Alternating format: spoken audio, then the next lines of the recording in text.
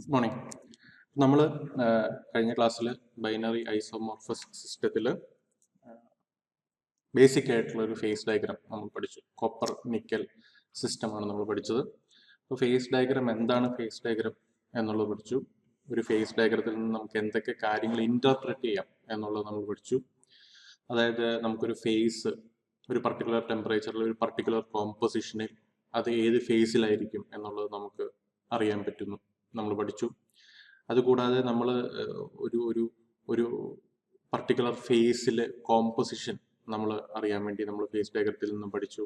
ഇനി ആ ഒരു പർട്ടിക്കുലർ കോമ്പോസിഷനിൽ പർട്ടിക്കുലർ ഫേസിൽ ഒരു പക്ഷേ അതൊരു ടു ഫേസ് റീജിയൻ ആണെങ്കിൽ, അതായത് ഉദാഹരണത്തിന് നമ്മളിപ്പോൾ കോപ്പർ നിക്കൽ സിസ്റ്റത്തിൽ ആൽഫ പ്ലസ് ലിക്വിഡ് എന്ന് പറയുന്ന ഒരു സിസ്റ്റം ആണെങ്കിൽ, ഒരു ഫേസ് ആണെങ്കിൽ, ടു ഫേസ് റീജിയൻ ആണെങ്കിൽ, അതിൻ്റെ ഉള്ളിൽ ഏതെങ്കിലും ഒരു പോയിന്റിൽ ഒരു പർട്ടിക്കുലർ അലോയ്, അതിൻ്റെ അകത്ത് എത്ര ലിക്വിഡ് ഉണ്ട്, ആ ലിക്വിഡിന്റെ കോമ്പോസിഷൻ എത്രയാണ്, ആ ലിക്വിഡ് എന്തുമാത്രം ഉണ്ട്, ലിക്വിഡ് പെർസെൻറ്റേജ് എന്തുമാത്രം ഉണ്ടെന്നുള്ളതും ആ ലിക്വിഡിന്റെ കോമ്പോസിഷൻ എന്താണെന്നുള്ളതും നമുക്ക് ചെയ്യാൻ പറ്റും.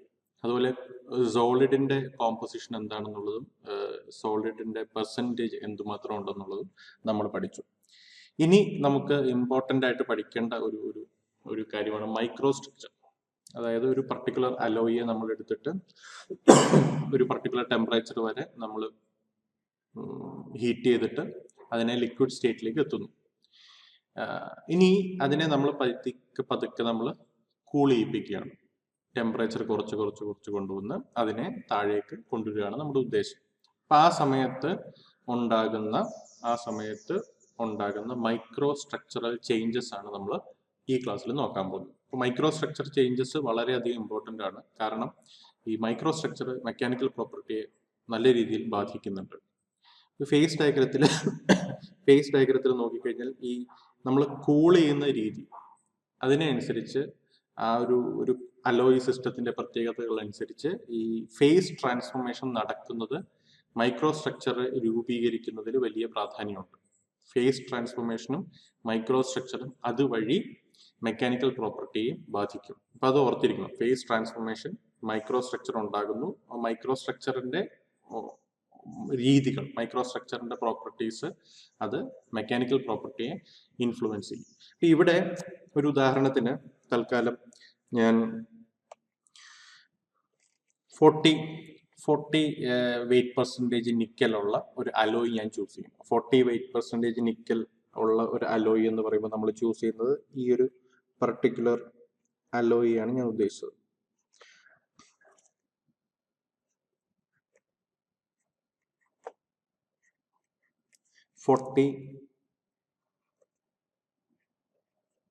വെയിറ്റ് പെർസെൻറ്റേജ് നിക്കൽ എന്ന് പറയുമ്പം 40% നിക്കലായിരിക്കും, ബാക്കി 60% കോപ്പർ ആയിരിക്കും. 40% നിക്കലും ബാക്കി 60% കോപ്പറും. അപ്പം ആദ്യം ഞാൻ അതിനെ എടുത്തിട്ട് ഒരു 1400 ഡിഗ്രി സെൽഷ്യസ് വരെ ഞാൻ ഹീറ്റ് ചെയ്യുന്നു എന്ന് വിചാരിക്കാം. 1400 ഡിഗ്രി സെൽഷ്യസ് വരെ ഞാൻ ഹീറ്റ് ചെയ്യുന്നു വിചാരിക്കും. അപ്പം 40 വെയിറ്റ് പെർസെൻറ്റേജ് നിക്കൽ ഉള്ള അലോയ്, 40% നിക്കലും 60% കോപ്പറും ഉള്ള അലോയ്, അതിനെ എടുത്തിട്ട് 1400 ഡിഗ്രി സെൽഷ്യസ് വരെ ഹീറ്റ് ചെയ്യുന്നു വിചാരിക്കും. സ്വാഭാവികമായിട്ടും ഹീറ്റ് ചെയ്യുന്ന സമയത്ത് നമുക്ക് ഈ ഫേസ് ഡയഗ്രം നോക്കിയാൽ നമുക്ക് മനസ്സിലാകും. നോക്കിക്കഴിഞ്ഞാൽ നമുക്ക് മനസ്സിലാവും ഈ ഒരു പർട്ടിക്കുലർ പോയിന്റിൽ അതിന്റെ ഫേസ് ഏത് ഫേസിലാണെന്നുള്ളത് നമുക്കറിയാം. കാരണം എന്താ, ഫേസ് ഡയഗ്രം നോക്കിക്കഴിഞ്ഞാൽ ഇത് ലിക്വിഡ് ഫേസിലാണെന്ന് അറിയാം. സ്വാഭാവികമായിട്ടും അതിന്റെ മൈക്രോ സ്ട്രക്ചർ എങ്ങനെയായിരിക്കും? ആ ഒരു പോയിന്റിലെ മൈക്രോ സ്ട്രക്ചർ അതിൻ്റെ ഉള്ളിൽ ലിക്വിഡ് ആയിരിക്കും. ആ പർട്ടിക്കുലർ പോയിന്റില്, ആ പോയിന്റിന് നമുക്ക് എ എന്ന് കൊടുത്തു കഴിഞ്ഞാൽ ആ പർട്ടിക്കുലർ പോയിന്റിൽ ലിക്വിഡ് ആയിരിക്കും അതിൽ, അല്ലെ? മൈക്രോ സ്ട്രക്ചർ എന്താ, അതിനുള്ളിലേക്ക് നോക്കിയാലും ലിക്വിഡ് ആയിരിക്കും, ലിക്വിഡ് ഫേസിലായിരിക്കും. ഇനി 1400 ഡിഗ്രി സെൽഷ്യസിൽ നിന്നും നമ്മൾ ടെമ്പറേച്ചർ കുറച്ച് കൊണ്ടുവരികയാണ്. പതുക്കെ ഇക്വിലിബ്രിയം അവസ്ഥയിൽ നമ്മൾ ടെമ്പറേച്ചർ വളരെ പതുക്കെ നമ്മൾ കുറച്ച് കൊണ്ടുവരുന്നു എന്ന് വിചാരിക്കാം. അപ്പൊ ഏകദേശം സംവെയർ നിയർ ഈ പർട്ടിക്കുലർ നമ്മുടെ ഈ ലൈനിന് പറയുന്ന പേര് ലിക്വിഡസ് ലൈൻ ആണ്. ലിക്വിഡസ് ലൈൻ. ഇപ്പൊ ലിക്വിഡസ് ലൈനിൽ ടച്ച് ചെയ്യുന്ന ഒരു ടെമ്പറേച്ചർ അല്ലെങ്കിൽ ആ ഒരു പോയിന്റ് ഞാൻ ബി എന്ന് നോട്ട് ചെയ്യുന്നു വിചാരിക്കുക. ആ പർട്ടിക്കുലർ പോയിന്റിനെ ഞാൻ ബി എന്ന് വിളിക്കുന്നു. അത് ഏകദേശം ഒരു 1280 സംതിങ് ആയിരിക്കുമെന്ന് അസ്യൂം ചെയ്യുക. ആ പോയിന്റിൽ എന്താ സംഭവിക്കുന്നത്? അതൊരു 2 ഫേസ് റീജിയണിലേക്ക് കടക്കുകയാണ്. എന്ന് പറഞ്ഞു കഴിഞ്ഞാൽ ലിക്വിഡ് ആയിരുന്നത് ഒരു ലിക്വിഡ് പ്ലസ് സോളിഡ് റീജിയണിലേക്ക് കടക്കുകയാണ്. അല്ലെങ്കിൽ എന്താ പറയാ, നമ്മൾ ആദ്യം പഠിച്ച പോലെ ക്രിസ്റ്റലൈസേഷൻ അവിടെ തുടങ്ങുകയാണ്. നമ്മൾ രണ്ടാമത്തെ മൊഡ്യൂളിൽ പഠിച്ചത് ക്രിസ്റ്റലൈസേഷൻ അവിടെ തുടങ്ങാൻ പോവുകയാണ്. എന്ന് പറഞ്ഞാൽ ചെറിയ ചെറിയ സോളിഡ് ഉണ്ടാകാൻ പോവുകയാണ്. സോളിഡ് അവിടെ ക്രിസ്റ്റലൈസേഷൻ വഴി സോളിഡ് പാർട്ടിക്കിൾസ് ഉണ്ടാകാൻ തുടങ്ങും. അപ്പം നമ്മൾ കഴിഞ്ഞ സെക്കൻഡ് മൊഡ്യൂളിൽ നമ്മൾ അവിടെ പഠിച്ച സമയത്ത് നമ്മൾ ഓർക്കുന്നുണ്ടാവും, ക്രിസ്റ്റലൈസേഷനിന്റെ അകത്ത് ഫസ്റ്റ് പോയിന്റ് നമ്മൾ ഓർക്കുന്നുണ്ടാവും, ചെറിയ ചെറിയ ന്യൂക്ലിയസുകൾ ഉണ്ടാകുന്നു, ന്യൂക്ലിയസുകൾ വലുതാകുന്നു, ഡെൻഡ്രൈറ്റുകൾ ഫോം ചെയ്യുന്നു, ഡെൻഡ്രൈറ്റുകൾ ഫോം ചെയ്തിട്ട് അത് സോളിഡ് ആയിട്ട് മാറുന്നു, ഗ്രെയിൻ ആയിട്ട് മാറുന്നു എന്നൊക്കെയുള്ള നമ്മൾ പഠിച്ചിട്ടുണ്ട്. അതുപോലെ ഇവിടെ ചെറിയ ചെറിയ ന്യൂക്ലിയസുകൾ ഫോം ചെയ്ത് തുടങ്ങും, സ്റ്റാർട്ട് ചെയ്യും. ചെറിയ ചെറിയ ന്യൂക്ലിയസുകൾ ഫോം ചെയ്യും, സ്റ്റാർട്ട് ചെയ്യും. ബാക്കി ഭാഗത്ത് എന്തായിരിക്കും? ബാക്കി ഭാഗങ്ങളിലെല്ലാം ലിക്വിഡ് ആയിരിക്കും. ബാക്കി ഭാഗങ്ങളിലെല്ലാം ലിക്വിഡ് ആയിരിക്കും. അത് നമ്മുടെ ഇനീഷ്യൽ പോയിന്റിലാണ്.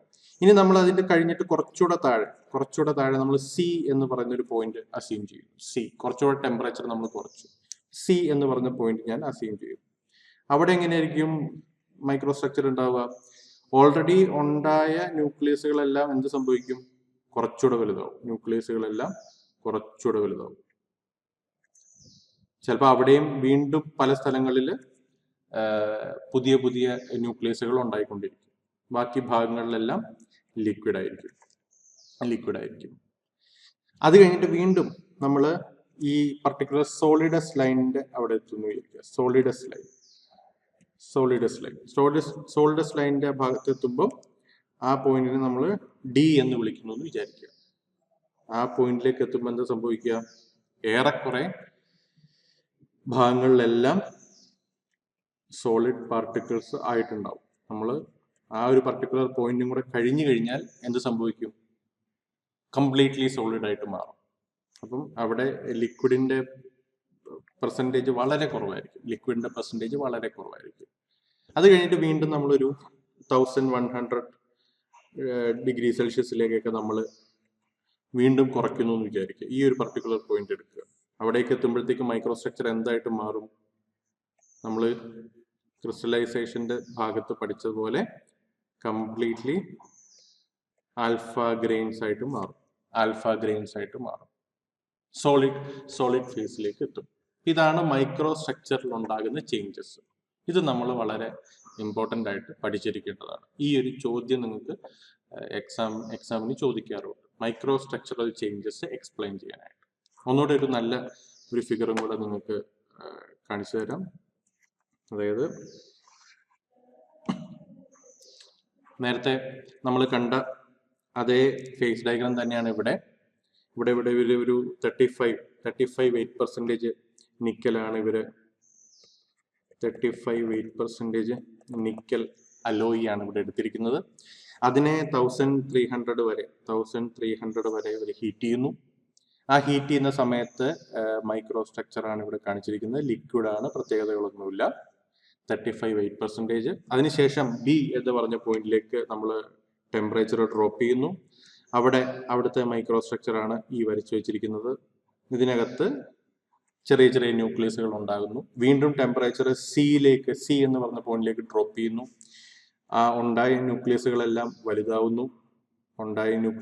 ഇവിടെ വലുതാവുന്നു. വീണ്ടും ടെമ്പറേച്ചർ ഡ്രോപ്പ് ചെയ്ത് ഡി എന്ന് പറഞ്ഞ പോയിന്റിലേക്ക് എത്തുന്നു. ഉണ്ടാകുന്ന ന്യൂക്ലിയസുകളെല്ലാം വലുതാവുന്നു. കൂടുതൽ ന്യൂക്ലിയസുകൾ ഉണ്ടാവുന്നു. കൂടുതൽ ഭാഗം സോളിഡ് ആയിട്ട് മാറുന്നു. അതിനുശേഷം ഇ എന്ന് പറയുന്ന പോയിന്റിലേക്ക് എത്തുന്ന സമയത്ത് കംപ്ലീറ്റ്ലി അതൊരു സോളിഡ് ആയിട്ട് മാറുന്നു. അതാണ് മൈക്രോ സ്ട്രക്ചറിൽ ഉണ്ടാകുന്ന ചേഞ്ചസ്. ഇവിടെ നിങ്ങൾ ശ്രദ്ധിച്ചിട്ടുണ്ടാവും, ചില ഭാഗങ്ങളിലെല്ലാം കോമ്പോസിഷൻ എഴുതിയിട്ടുണ്ട്. 35 നിക്കൽ, 46 നിക്കൽ എന്ന് പറഞ്ഞിട്ട് കോമ്പോസിഷൻ എഴുതിയിട്ടുണ്ട്. അതായത് ഈ ഒരു പർട്ടിക്കുലർ മൈക്രോ സ്ട്രക്ചർ കൺസിഡർ ചെയ്യുന്നു വിചാരിക്കുക. ഈ ഒരു പോയിന്റ് അസ്യൂം ചെയ്യുന്നു എന്ന് വിചാരിക്കുക. അപ്പൊ നമുക്ക് അവിടെ ഇതിന് മുകളിൽ ഒരു സിംഗിൾ ഫേസ് റീജിയൻ ആയിരുന്നുവെങ്കിൽ അതായത് ലിക്വിഡ് മാത്രമുള്ള റീജിയൻ അല്ലെങ്കിൽ സോളിഡ് മാത്രമുള്ള റീജിയൻ ആണെങ്കിൽ നമുക്ക് അവിടുത്തെ കോമ്പോസിഷൻ പറയാൻ എളുപ്പമാണ്. അതായത് ഈ പർട്ടിക്കുലർ എ എന്ന് പറയുന്ന പോയിന്റിലെ കോമ്പോസിഷൻ 35% നിക്കലാണെന്ന് നമുക്ക് പറയാം. ഇ എന്ന് പറയുന്ന പോയിന്റിലെ വെയിറ്റ് പെർസെൻറ്റേജ് ഇവിടെ ലിക്വിഡ് ആണെങ്കിൽ ഇവിടെ ഇ എന്ന് പറഞ്ഞ പോയിന്റിൽ 35% നിക്കലുള്ള സോളിഡ് ആണെന്ന് നമുക്ക് പറയാം. പക്ഷേ 2 ഫേസ് റീജിയനിൽ നമുക്ക് അങ്ങനെ പറയാൻ പറ്റില്ല. അതാണ് നമ്മൾ ഇന്നലെ പഠിച്ചതാണ്.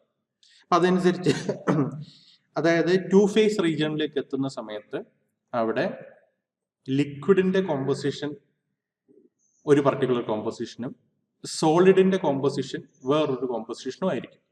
അതറിയാൻ വേണ്ടിയിട്ട് ഏത് പോയിന്റ് ആണോ ഉള്ളത് അവിടെ നമ്മൾ ഒരു ടൈ ലൈൻ വരയ്ക്കും. ടൈ ലൈൻ എന്ന് പറഞ്ഞാൽ ഹൊറിസോണ്ടൽ ലൈൻ വരയ്ക്കും. ആ ഹൊറിസോണ്ടൽ ലൈനാണ് ഇവിടെ വരച്ചിരിക്കുന്നത്. ആ ഹൊറിസോണ്ടൽ ലൈൻ ലിക്വിഡസ് ലൈനിൽ ടച്ച് ചെയ്യുന്ന കോമ്പോസിഷൻ ആയിരിക്കും അതിൻ്റെ ഉള്ളിൽ ലിക്വിഡിന്റെ കോമ്പോസിഷൻ. ആ പർട്ടിക്കുലർ ലൈൻ